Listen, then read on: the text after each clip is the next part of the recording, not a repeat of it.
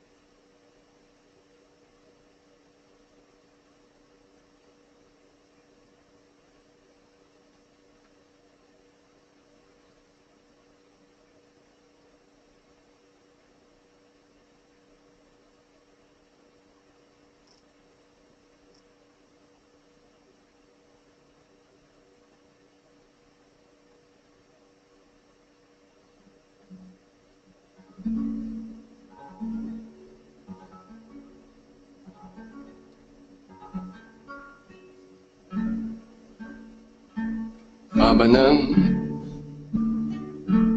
Kevalam Bhavanam Kevalam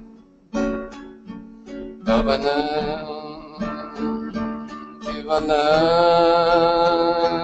Bhavanam Kevalam Bhavanam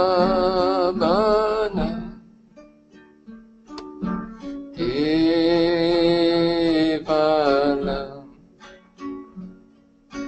Bhavanam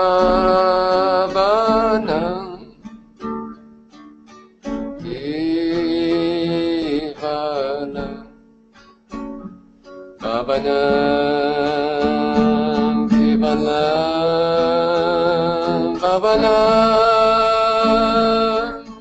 Kevalam Bhavanam Kevalam Bhavanam Kevalam Bhavanam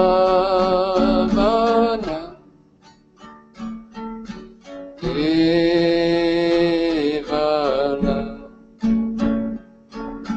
Bhavanam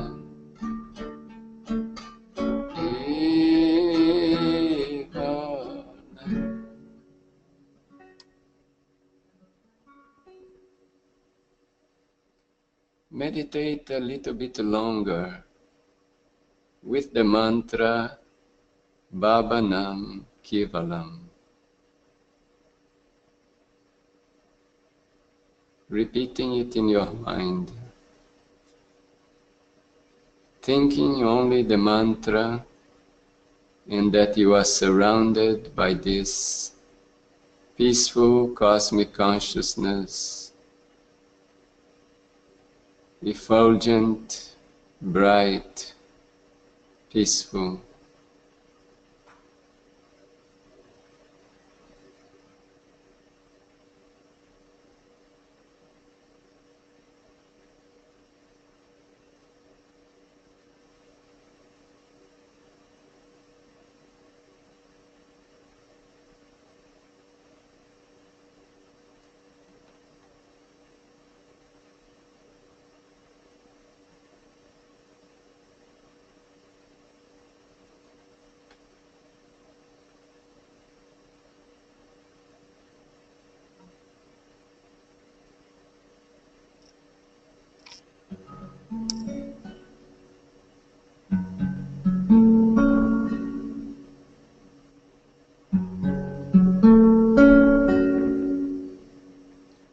Bhavanam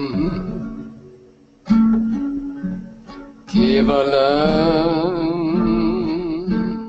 Bhavanam Kevalam Bhavanam Kevalam Bhavanam Kevalam Bhavanam Kevalam Bhavanam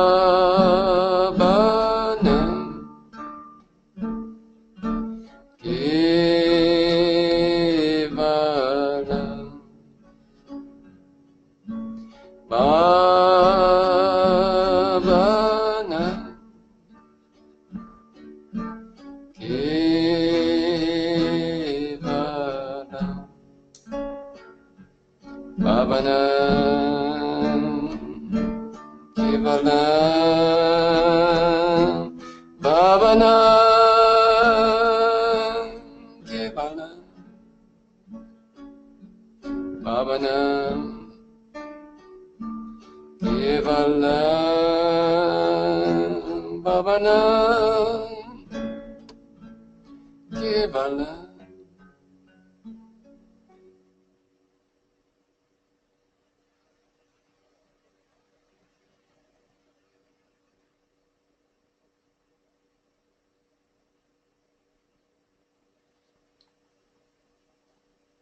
And we are back here now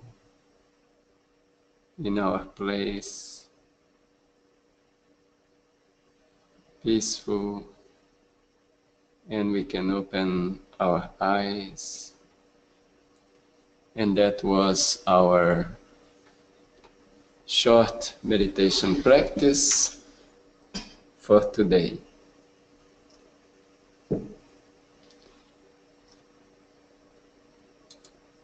And I would like to know how you feel after this brief meditation.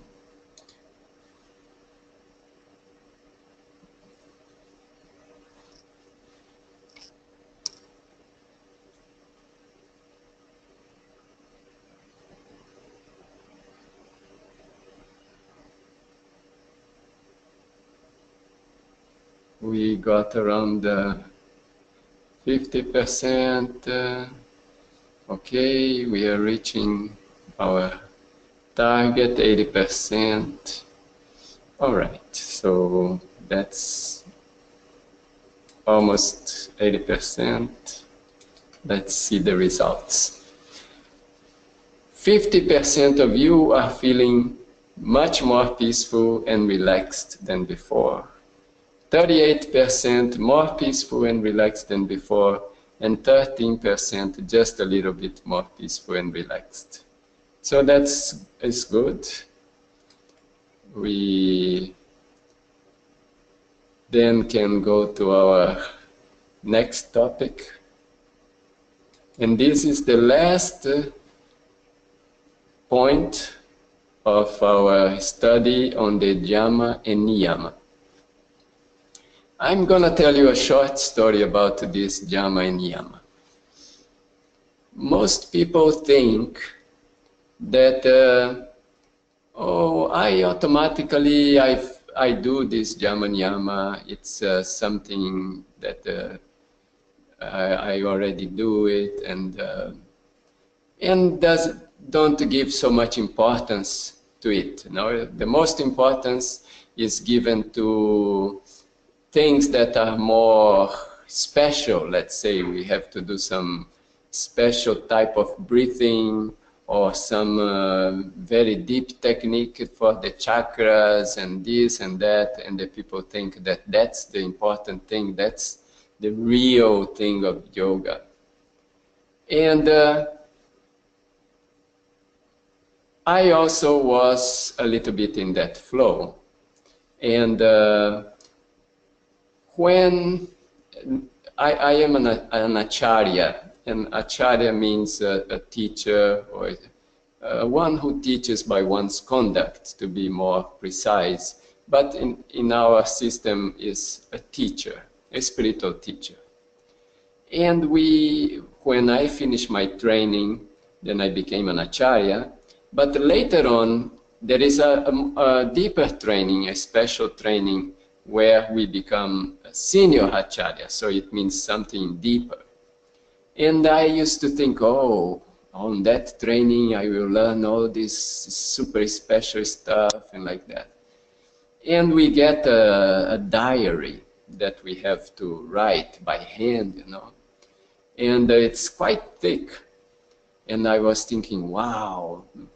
And then I quickly looking through it, then I see that the first point is the practice of Dhyama. And then I kind of pass quickly the pages, and then I come to the second point, which is the practice of Niyama. And then I pass quickly the pages, and that goes about half or maybe more than half of the book. Then I paused for a moment and I thought, if this Dhyama and Niyama is kind of half of the book, it must be really important. I must be missing something. So I went back and started from the beginning. Why I'm telling this is because these points seem to be a little bit very automatic, very simple, but they are in reality very deep. And as I mentioned to you, 5 of these points are related to your relationship with external entities, anything outside you. And 5 of them are related to your relationship with your internal. Therefore, if you are facing any problem in your relationship with something outside you, in your family, in your job, in your daily activities, whatever it be, you look at these 5 points, write them down, put them in front of you, and think which one I'm gonna apply to solve this situation, to solve this problem. I have these 5 tools, or let's say 5 weapons, and with one of them, or with the combined practice of the 5 of them, you can resolve any problem that you are facing in the external world. Now, if you are facing some problem within you, then you have another 5 weapons, 5 tools. Those are the points of niyama. And if you also put them on a paper in front of you, look at them and see, if I practice these 5, I'm going to resolve this conflict that I'm facing within myself. So that's the idea of jhana and niyama. And if you are in a perfect harmony with your environment and with yourself, meditation comes effortless. Means you don't need to put effort in your meditation, it will come. And then you can go through the different steps of meditation deeper and deeper. So that's the importance of this jhana and niyama. And the last point of niyama has a long name, Ishvara Pranidhana. Well, let me simplify it into a practice of deep, silent meditation. And I'm going to put here in 9 steps how one can do this deeper silent meditation. Now, the thing is that the real thing you would have to learn a practice of Ishvara Pranidhana personally, but I'm doing the best here to explain it, how it can be, this practice. And this would be like the next step after the Bhavanam Kevalam meditation. The next step would be to learn a personal practice, which is this one, Ishvara Pranidhana. Let's see these 9 steps. So the first step, the posture is important. You have to sit comfortably. As far as possible, keep your back straight. If you cannot sit straight, you maybe can lean on something so that at least you are sitting straight. But the best is if you can, on your own, you can hold yourself in a position that your back is straight. And you are feeling also a little bit comfortable so that the body is not painful and distracting you. That's the first step, or the first point. The second, closing your eyes means shutting your senses. You will close your eyes, and you also not put your attention in what's happening outside. You will also put your tongue a little bit, roll it back, touching the back of your teeth so that it's also not moving. So your hands will be folded, your legs crossed. So all your sensory and motor organs will be, I will say, paralyzed or not activated. Then withdraw from the external world. Means it is like you forget that the external world exists. As we were doing our Bhavanam Kevalam meditation, let's say you are there sitting on the planet, and then you feel that you are surrounded by this cosmic consciousness. So it means there is no more universe around you, it's only cosmic consciousness. So that's the idea, you withdraw from that world that's outside you. But usually when you withdraw from the world outside you, you still feel your body. So the next step, there are ways to withdraw also from the body. So it means you withdraw from the world outside you, you withdraw from the body. So these are steps, and these steps, there are techniques that contain all these steps in a very systematic way. So you are withdrawing from the body. First you withdraw from the external world, then from the body. After you withdraw from the body, it means that you are only one point. So now you are concentrating in one point. In the technique of Ishvara Pranidhana, you will be given by the teacher a chakra where you will concentrate. This chakra may vary from individual to individual, so it's important that the teacher will tell you which chakra you are going to concentrate, because that will be the most efficient way. Then if you are concentrating on one chakra, on one point, it means your whole existence is in that point. Then you become aware that you are a point, but this point is surrounded by infinite consciousness. Now you are a little point in the middle of this infinite consciousness. So now what next? Next, you want to become one, to merge. That's the yoga. Yoga means unification. So you want to unify with that infinite consciousness. Like a drop of water merging in the sea. It becomes one. It unifies with the sea. To help this merging is the mantra. In our case, we are using Baba Nam Kevalam. So Baba, you are thinking this infinite consciousness. Nam, that you are surrounded by it. And Kevalam is only, nothing else. So then you are merging into that infinite consciousness.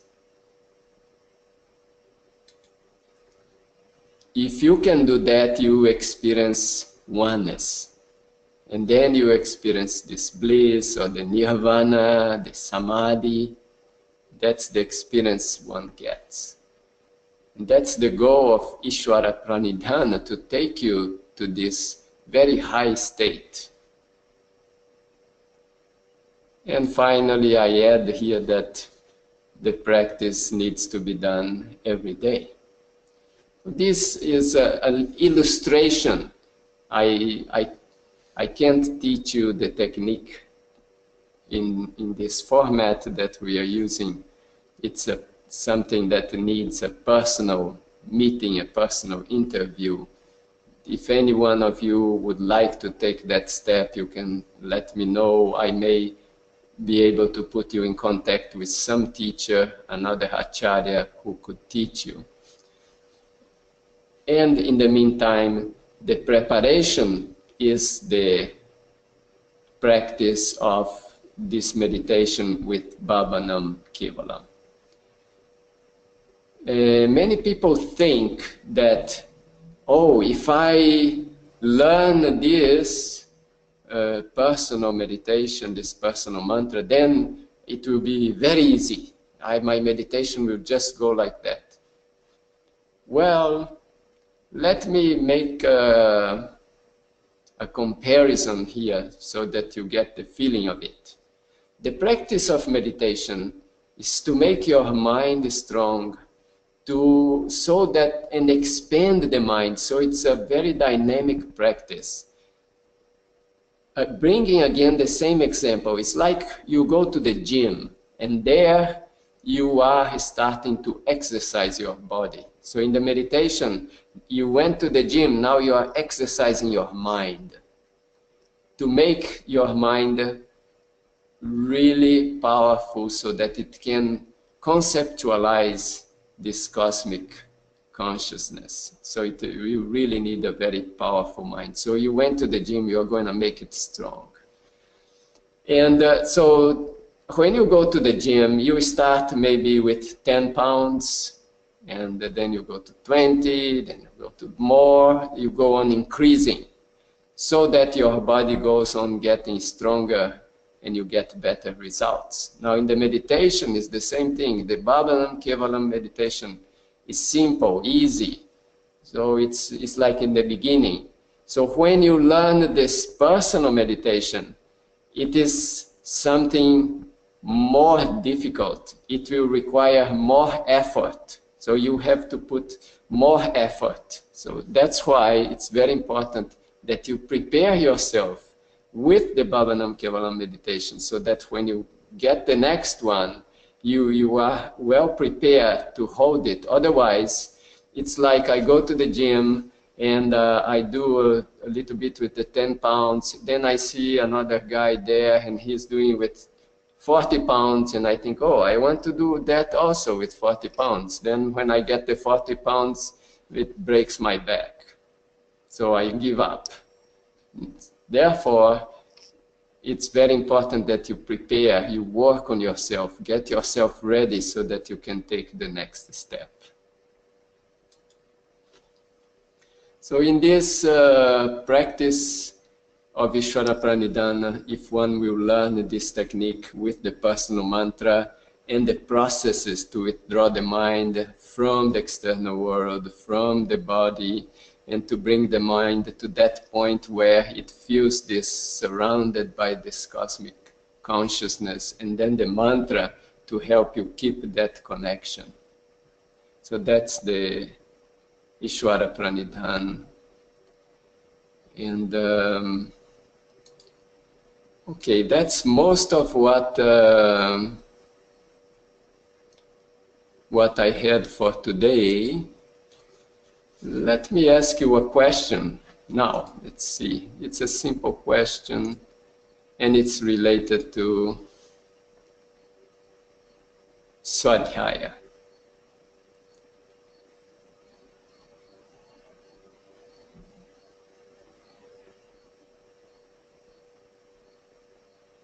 Let's see how I am getting only a very small percentage of people have voted. Okay, 20%. So I need a little bit more people to give your reply. We can get a little bit idea here. Okay, we are 70%. Okay, that's enough. But if more people give their vote, is good. All right. Okay, let me close it. Share the results. So it's just curiosity to see how it goes. How often do you read? So 13% of you said that you read between 5 and 9 books a year, 38% between 2 and 4, 38% at least 1 book a year, and 13% of you I never read. Okay, that's fine. I just want to encourage to read spiritual books, deeper spiritual books, and make effort to study them, understand them, so that you can practice. You know, knowledge should be applied. All right, so let's close this one. I'm putting there all the points of niyama. 5 points, just think it's like your hand, you have 5 fingers, so 5 points of niyama. And then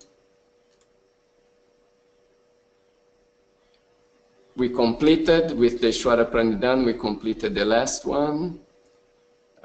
Short review of the weekly practice. Meditate every morning. That's like the basic. 5 minutes at least. If you can go to half an hour, it's okay, but at least 5 minutes. If you don't have other technique, use the mantra Bhavanam Kevalam.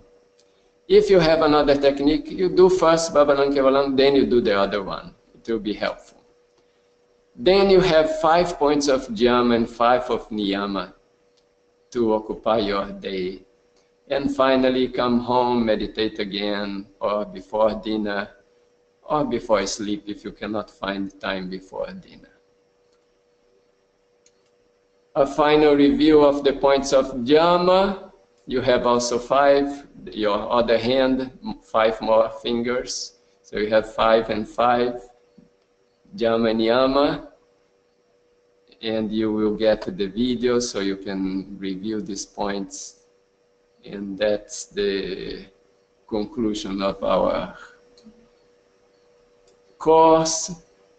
I give you a few moments to think some questions, something you would like to ask before we close.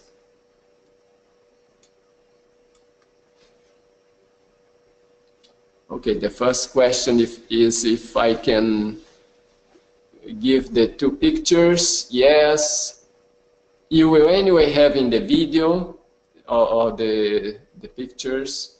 I could also maybe email or make it available for download the 2 pictures of Jyama and Niyama, so maybe you can print, put on your wall, on your desk, so that you can have these 10 points with you. Okay. Any other questions? I don't see any questions here. It seems we'll be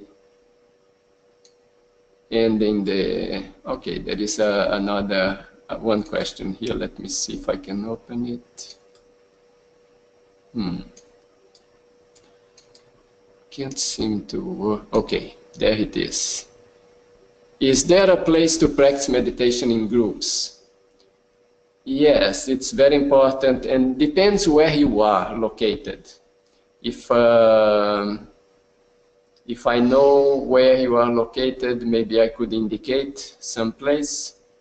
If there is nothing near you, this is my suggestion. You could also look for some friends and see if you can find a group to practice together.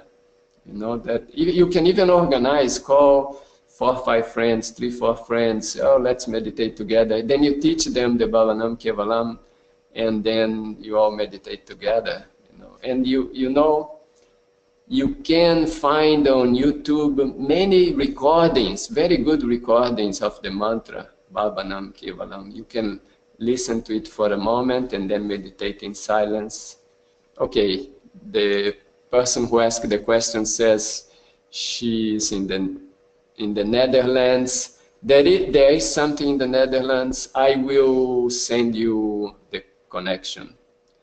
And other people, if you are interested also, you can write me and I can see what's the closest connection in your area.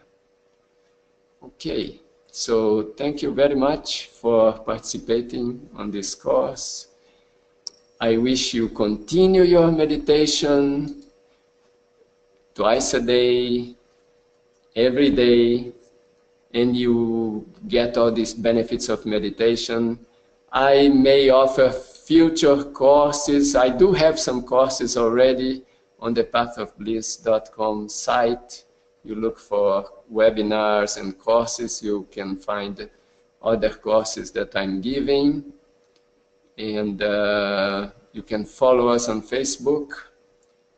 Check my YouTube channel. From time to time I make some videos available.